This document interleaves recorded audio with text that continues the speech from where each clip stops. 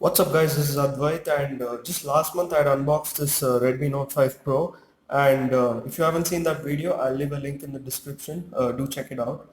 And yesterday I got this MIUI 9.5.6.0 update, if I'm not wrong, and that was based on Android Oreo.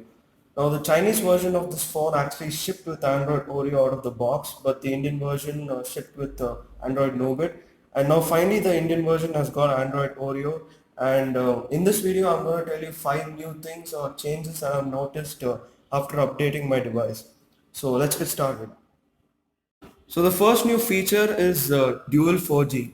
Now before the update, if you had two SIMs in your device, you could use only one with 4G while the other would revert to 3G. Now after the update, with the help of dual 4G, you can use both SIMs with the 4G connectivity. Now let me quickly show you that. First let's go to settings, SIM card and mobile networks, and now you can see a dual 4G option that says allow 4G connectivity for both SIM slots. So this can actually be useful if you have a Reliance Jio SIM, because Jio SIMs do not work without 4G network. So now after this update, you can have two SIMs in your device, say a Reliance Jio SIM and an Airtel SIM, and both will be active. So that can be useful for many of us. So the second new feature is gesture support. Now let me quickly show you that. If we go to settings and if we go to full screen display, here we have full screen gestures. So basically that removes these three buttons here and we need to use gestures.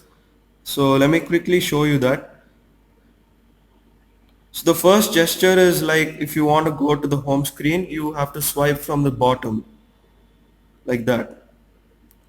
And the second gesture would be if you want to go open the restart, you need to swipe from bottom and pause. So something like that.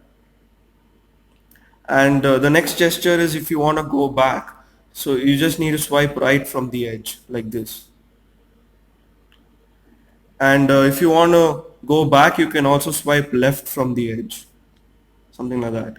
So these gesture can be useful if you don't want those three buttons, and it is quite iPhone 10 like, and it can be useful for a few people who want to utilize the entire screen, so considering that this is an 18:9 screen.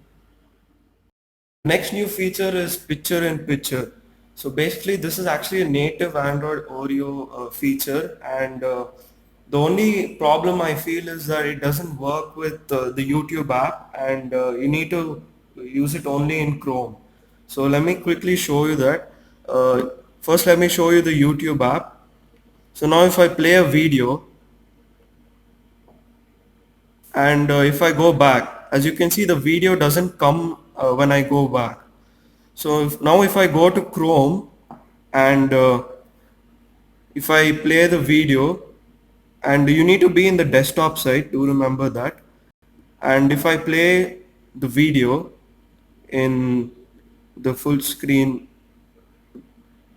mode, and if I now click on back, see, as you can see the video comes in your home screen, and you can multitask and do some other work while watching the video.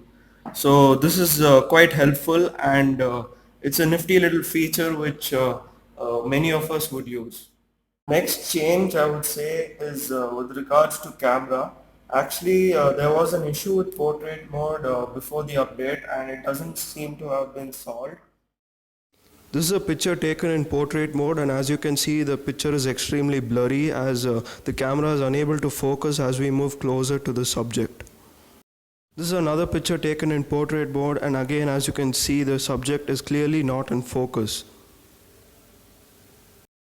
Even with selfies as well, the camera tends to overexpose, and that is something that Xiaomi needs to work on. So the last and final change that I have noticed is with respect to the UI and Android Oreo optimizations.